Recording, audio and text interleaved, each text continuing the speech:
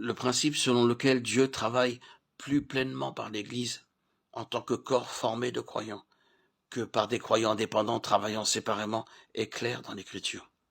Toutefois, il y a des indications dans l'histoire de l'Église qui nous montrent qu'un travail puissant est effectué par des hommes que Dieu utilise presque indépendamment, tels l'apôtre Paul et d'autres hommes de Dieu. Nous voyons qu'après le premier voyage missionnaire de Paul, il ne consulte pratiquement jamais une église locale ou des envoyés pour ses déplacements, et qu'il n'y a pas de signe de soumission à l'église, comme c'est enseigné aujourd'hui. Il consulte son équipe, s'il y a quelqu'un, mais habituellement, il va selon sa propre inspiration. Et c'est un principe général de l'Écriture, qui veut que Dieu travaille plus pleinement à travers l'Église, le corps des croyants. L'Écriture est claire. Aussi, pourquoi ne pas le croire? Je n'ai aucun doute là-dessus. Mais je n'ai jamais dit que Dieu ne peut utiliser des hommes d'une manière indépendante. J'ai dit bien des fois que Dieu est souverain et qu'il peut utiliser n'importe qui, même Balaam, ce qui ne prouve pas que l'homme est parfait devant Dieu. Il est possible que Dieu travaille à travers moi et amène beaucoup d'âmes à lui. Il peut y avoir de grands résultats apparents, mais il peut y avoir en moi quelque chose que Dieu n'aime pas. Ne confondons pas ces deux possibilités.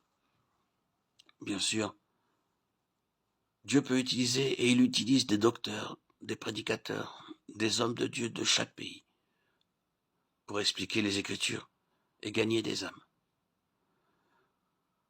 Mais j'affirme que si vous voulez connaître la plénitude du travail de Dieu par son Église, alors vous devez entrer dans le plan de Dieu. Il n'y a pas d'autre voie. Maintenant, posez-vous la question, êtes-vous indépendant par nature ou selon un ordre de Dieu? Il y a des gens qui restent indépendants parce qu'ils trouvent difficile de travailler avec les autres. Ils sont mieux seuls et malgré tout, ce sont de braves gens. Pouvez-vous dire vraiment que Dieu vous a appelé pour être indépendant?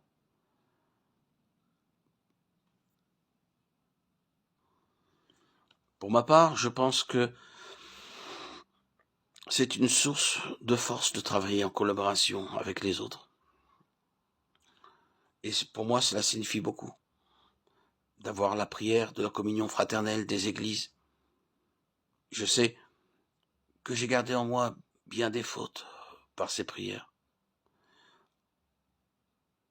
Nous prions ensemble et le Seigneur nous accorde de merveilleux moments de bénédiction, plus que j'en ai connu auparavant.